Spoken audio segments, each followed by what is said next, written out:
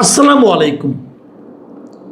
প্রিয় দর্শক, শেখ হাসিনার যে ইন্টারভিউটা গত 5 তারিখে হলো, অগাস্টের 5 তারিখে, মানে আমাদের জুলাই যে আন্দোলন ছিল, সে আন্দোলনের যে সরকার পতনে যে আন্দোলন, সে আন্দোলনের যে বর্ষপূর্তিতে 2 বছর পূর্তি উপলক্ষে ঢাকায় আমরা এক ধরনের অনুষ্ঠান করেছি। আর ওদিকে দিল্লিতে ওই একই দিনে, এটা কাকতালীয়ভাবে না, আমার মনে হয় পুরোপুরি পরিকল্পিতভাবে ওখানে যে অনুষ্ঠানটা হয়েছে, সেটা যদিও হয়েছে যে নয়াদিল্লির ফরেন করেসপন্ডেন্স ক্লাবের উদ্যোগে, কিন্তু ওখানে যারা জড়িত ছিলেন প্রায় সবাই বাংলাদেশের লোকজন, আমরা এটা দেখেছি। এবং তারা এখানে আয়োজন করেছেন, শেখ হাসিনা বক্তব্য দিয়েছেন, শেখ হাসিনা সাংবাদিকদের প্রশ্নের উত্তর দিয়েছেন। সেখানে সাংবাদিক বিভিন্ন দেশেরই ছিল, বিভিন্ন সংবাদ মাধ্যমের ছিল, উনি উত্তর দিয়েছেন। এবং সেই সমস্ত উত্তরে বাংলাদেশ প্রসঙ্গ, বাংলাদেশের বর্তমানে যারা দেশ শাসন করছেন তাদের প্রসঙ্গ ঘুরে ফিরে এসেছে। এই প্রেক্ষিতে আমাদের পররাষ্ট্র মন্ত্রণালয় একটা তীব্র প্রতিবাদ দিয়েছে এবং সেটা প্রেস রিলিজ আকারে তাদের যে অফিসিয়াল ওয়েবসাইট সেখানে দিয়েছে, অফিসিয়াল পেজে তারা সেটাকে পোস্ট করেছে। এবং সেখানে ভারতের ভূমিকার সমালোচনাও করা হয়েছে। এখন এই যে ভারতের ভূমিকার সমালোচনা, এটাকে ভারত এখন কিভাবে রিয়েক্ট করছে, তারা কি বলছে, সেই জবাবটা আজকে আমরা পেলাম এভাবে যে ভারতের পররাষ্ট্র মন্ত্রণালয়ে তাদের নিয়মিত একটা ব্রিফিং করেন প্রতি সপ্তাহে। আজকে তাদের একটা ব্রিফিং ছিল। সেই ব্রিফিংয়ে তাদের যে মুখপাত্র রণধীর জয়সওয়াল, তিনি সরাসরি এই প্রসঙ্গে উত্তর, ওনাকে প্রশ্ন করা হয়েছিল, সাংবাদিকরা প্রশ্ন করেছেন, উনি উত্তর দিয়েছেন। এবং সেখানে রণধীর জয়সওয়াল সরাসরি বলেছেন যে ওই দিনে যে অনুষ্ঠানটা, সেটার আয়োজনের সঙ্গে ভারত সরকারের জড়িত নয়, একটা বেসরকারি পর্যায়ের আয়োজন হতেই পারে, ওটা নিয়ে ভারত সরকারের কোনো বক্তব্য নেই, ওনারা সঙ্গে জড়িত নয়, এটা ক্লিয়ার করেছেন। এবং দ্বিতীয় যে কথাটা বলেছেন, যেটা সবচেয়ে গুরুত্বপূর্ণ কথা বলে আমার কাছে মনে হয়েছে, তিনি বলেছেন যে ওই মঞ্চ থেকে যা কিছু বলা হয়েছে, মানে কেবল শেখ হাসিনা না, অন্যরাও যা কিছু বলা হয়েছে, বিশেষ করে বাংলাদেশে বৈধভাবে গঠিত সরকারের বিরুদ্ধে, এই যে বৈধভাবে গঠিত, এটাকে উনি বলেছেন ইংরেজি টার্মে, তো বলেছেন ইংরেজিতে বলেছেন যে ডিউলি কনস্টিটিউটেড, মানে বৈধভাবে গঠিত যে সরকার, সেই সরকারের বিরুদ্ধে ওই মঞ্চ থেকে যা কিছু বলা হয়েছে, ভারত সরকার সেটাকে অনুমোদন করে না। কথা কিন্তু একদম ক্লিয়ার যে ওনারা ওখানে বসে যা কিছু বলে, যেমন ওখানে বসে সজীব জয় তিনি বলেছেন বাংলাদেশ ধীরে ধীরে পাকিস্তান হয়ে যাচ্ছে, ভারত এটাকে অনুমোদন করে না। ওখানে বলা হয়েছে বাংলাদেশে জঙ্গি রাষ্ট্র হচ্ছে, ভারত এটাকেও অনুমোদন করে না। মানে যা কিছু বলা হয়েছে, ভারত সরকার তার কোনোটাই অনুমোদন করে না। এই যদি হয় অবস্থান, এটা কিন্তু একটা জিগজ্যাগ পাজলের মতো মনে হচ্ছে আমার কাছে। ভাবুন ব্যাপারটা একবার। বাংলাদেশ আগেই বলেছে যে আপনারা এই ধরনের একটা প্রোগ্রাম হতে দিয়েন না, কারণ ঘোষণা তো আরও আগে এসেছে। ভারত সেটা হতে দিয়েছে, দিয়ে বলছে যে এখানে যা যা বলা হয়েছে এগুলোর প্রতি আমার কোনো সমর্থন নেই। তাহলে ভারতের এই ভূমিকাকে কি আপনারা দ্বৈত ভূমিকা বলবেন? যেটা কথা আছে না, চোরকে বলে চুরি করো, পুলিশকে বলে ধরো, এটা কি ওই ধরনের কিছু একটা? আমার কিন্তু তা মনে হয় না।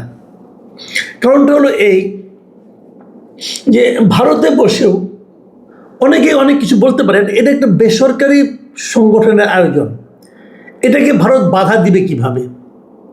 ভারত তো একটা ডেমোক্রেটিক কান্ট্রি, পৃথিবীর যে কোনো কান্ট্রিতে বসে এটা কিন্তু আপনি বাধা দিতে পারেন না। এটা তাদের মতামত তারা প্রকাশ করছে, এবং কতগুলি সাংবাদিক জার্নালিস্টদের একটা ক্লাব, তারা এটা আয়োজন করেছে, সেখানে যে কেউ যুক্তও হতে পারে, এটা তো হতেই পারে। তো সেটা যদি হয়, সেটা কিন্তু ভারত বাধা দিতে পারবে না। কিন্তু ভারত ওখানে যা বলা হয়েছে সেটাকে সমর্থন করে না। দেখুন, এই কথাটা কিন্তু আমি বারবার বলার চেষ্টা করছি যে ওখানে একটা ইভেন্ট হয়েছে, ইভেন্টে কিছু স্পিচ আছে, কিছু বক্তব্য আছে, আমি বক্তব্যটাকে সমর্থন করব না। বাংলাদেশের আদালত সেই বক্তব্য যদি হেড স্পিচ হয়, যদি বিদ্বেষ ছড়ানো বক্তব্য হয়, সেই বক্তব্য প্রচারে নিষেধাজ্ঞা দিয়েছে। কিন্তু ওই ঘটনার কথা আমি বলতে পারবো না, এটা বেআইনি, এটা হয় না। এটাও গণতান্ত্রিক। আমি কিন্তু গত দুদিন ধরে এই কথাটাই বলছি যে বাংলাদেশের ডাক্তার জাহেদ যেটা বলেছেন, যেটা প্রচারই করা যাবে না, এটা বেআইনি কাজ বলেছেন। ওনার এই নির্দেশনা, ওনার এই মন্তব্য আইনকে সাপোর্ট করে না, আইন ওনার বক্তব্যকে সাপোর্ট করে না। ওনার যে বক্তব্য, তার মধ্যে যদি কোনো বিদ্বেষ ছড়ানো বক্তব্য থাকে, মানুষের মধ্যে অস্থিরতা তৈরি করে, সেই বক্তব্য প্রচার করা যাবে না। আচ্ছা বলুন তো, যদি আপনি বক্তব্যটা না শোনেন, তাহলে কি করে বুঝবেন সেই বক্তব্যটা বিদ্বেষ ছড়ানো কি ছড়ানো নয়? তাহলে শুনতেও মানা নাই। আমি তো নিশ্চিত একটা জাহেদের বক্তব্য শুনেছেন। আমি এটাও নিশ্চিত বিএনপির কেন্দ্রীয় কমিটির যারা নেতৃত্ব আছে, তারা প্রায় সবাই এই বক্তব্য খুব মন দিয়ে শুনেছেন। শোনাটা অন্যায় নয়।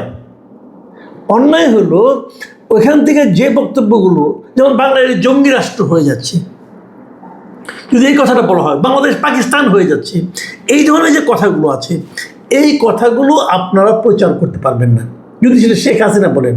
তাহলে যদি জয় বলেন, জয় তো আর শেখ হাসিনা না। জয়ের কথার উপর কিন্তু কোনো জুডিশিয়াল এম্বার্গো নাই, তো জয়টা বলতেই পারে। এখনও তো অনেকে বলছে, এখন কি বাংলাদেশে অবস্থান করে বাংলাদেশের বিরোধী দল অমুক তমুক তারা বলছে না যে এই সরকার আওয়ামী লীগের সঙ্গে মিশে যাচ্ছে? বলছে তো। এর মাধ্যমে তো মানুষের মধ্যে বিভ্রান্তি ছড়াতে পারে, বিদ্বেষ ছড়াতে পারে, পারে তো।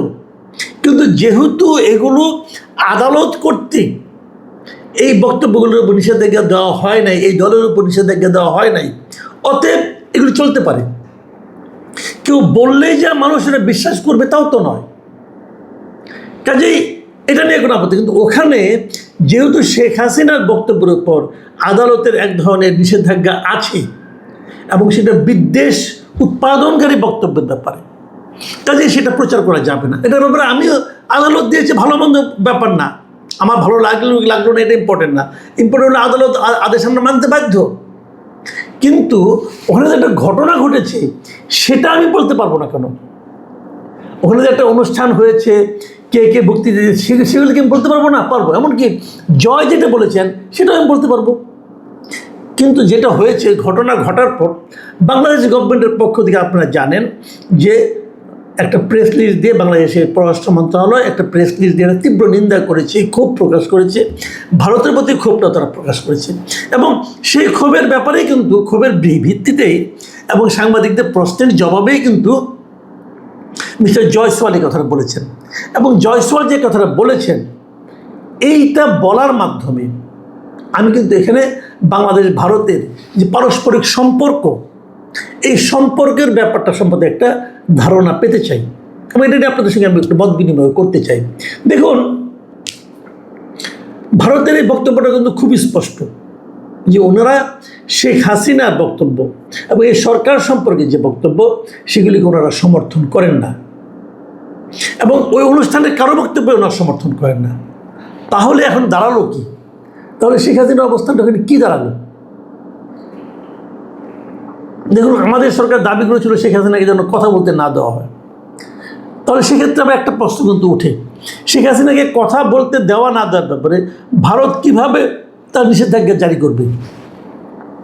ভারতের যে শেখ হাসিনা আছে গত 2 বছর ধরে, আপনাদের মনে একটা প্রশ্ন কি জাগে নেই কখনো, শেখ হাসিনা এখানে স্ট্যাটাসটা কি, সেখানে কী হিসেবে আছে? আপনি যখন ভারতে যান অথবা অন্য কোনো দেশে যান, নানা ধরনের কিন্তু ভিসা আছে।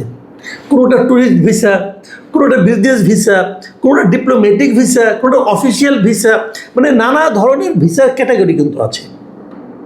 তার মানে আপনার ভিসার ক্যাটাগরিটা কি? মানে শেখ হাসিনার ভিসার উনি তো ভিসা নিয়ে যাননি এখান থেকে, তো ওখানে রাষ্ট্র কীভাবে তাকে থাকতে দিয়েছে, কী হিসাবে থাকতে দিয়েছে? উনি কি এখানে বন্দী, উনি কি এখানে গ্রেপ্তার হয়েছেন, নাকি ওখানে অতিথি? এই ব্যাখ্যাটা কিন্তু আমরা এখনো কেউ জানি।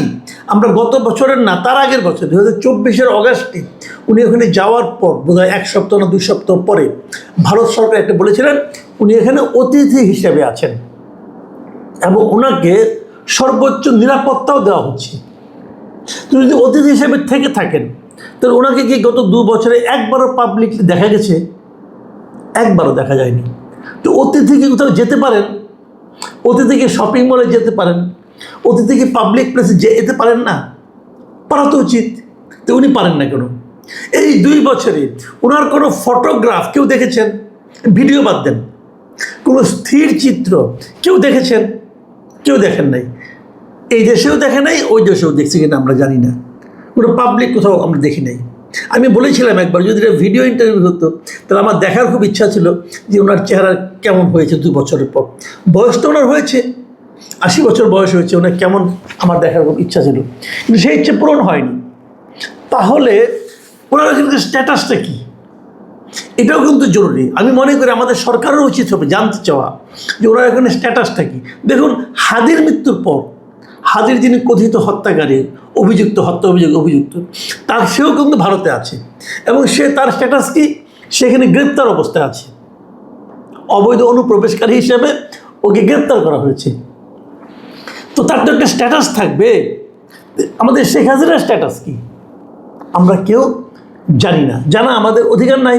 আছে তো, আমি সরকারকে বরং জিজ্ঞাসা করব ওনার স্ট্যাটাসটাকে আপনারা জানুন, জেনে আমাদেরকে জানান, আমরাও একটু বুঝতে চাই।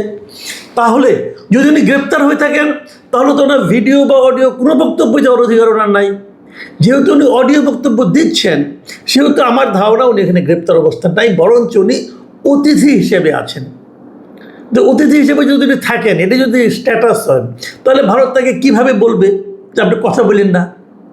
কাজেই ভারতের মিস্টার জয়সওয়াল যে কথাটা বলেছেন আমি কিন্তু এটাকে খুবই সমর্থন করি এবং উনি খুবই কূটনৈতিক ভাষায় বলেছেন যে আমরা ওনার বক্তব্যটাকে আমরা সমর্থন করি না। এবং আমার যেটা এখান থেকে আমি আরেকটা ইঙ্গিত পেতে চাই, সেটা হলো এই যে বাংলাদেশের খুব কড়া ক্ষোভ প্রকাশ করার মাধ্যমে যে বিবৃতিটা দিয়েছে, প্রেস রিলিজটা দিয়েছে, সেটা তার পরিপ্রেক্ষিতে জয়সওয়ালের এই বক্তব্য, এই সব মিলিয়ে আমি কিন্তু প্রথমে কিন্তু প্রেস রিলিজ দেখে আমার একটু আশঙ্কা তৈরি হয়েছিল, তাহলে কি ভারতের সঙ্গে আমাদের সম্পর্কর অবনতি হবে কিনা। কিন্তু এখন আমার কাছে মনে হচ্ছে না, অবনতি হবে না। গত কদিন ধরে যে একটা সম্পর্কে উন্নতির একটা সম্ভাবনা তৈরি হচ্ছিল, সবাই বারবার বলছিল। এর মধ্যে দেখলাম আমাদের জ্বালানি মন্ত্রী ভারত থেকে পাইপলাইনের মাধ্যমে ডিজেল আনার কথাও বলছেন। এই সবগুলি মিলিয়ে যে দুই দেশের প্রতিবেশী দুই দেশের মধ্যে সম্পর্কের উন্নতির একটা সম্ভাবনা তৈরি হয়েছিল, আমার মনে হয় সেই সম্ভাবনার ক্ষেত্রে কোনো রকম ভাটা পড়বে না। এটা আমি মনে করি ইতিবাচক, আমাদের দুই দেশের জন্য ইতিবাচক। কারণ আমি নিজেও মনে করি যে এগুলো নিয়ে এত বাড়াবাড়ি করার দরকার নেই। কে কী বললো না বললো কিচ্ছু আসে যায় না। আর সম্পর্কের ক্ষেত্রে আমরা সবসময় বলি যে ব্যক্তিতে ব্যক্তিদের সম্পর্ক আর রাষ্ট্রের সম্পর্কে কিন্তু বিরাট তফাৎ। দুইটা রাষ্ট্র পাশাপাশি থাকলে নানা ধরনের সম্পর্ক তৈরি হওয়া প্রয়োজন। শত্রু রাষ্ট্রের মধ্যেও কিন্তু বাণিজ্যিক লেনদেন হয়। কাজে আমি মনে করি সেই সমস্ত সম্পর্ক আরও বারুক, ভালো হোক, এটাই হলো আমাদের প্রত্যাশা। কারণ তাতে আমাদের উভয় দেশেরই সুবিধা।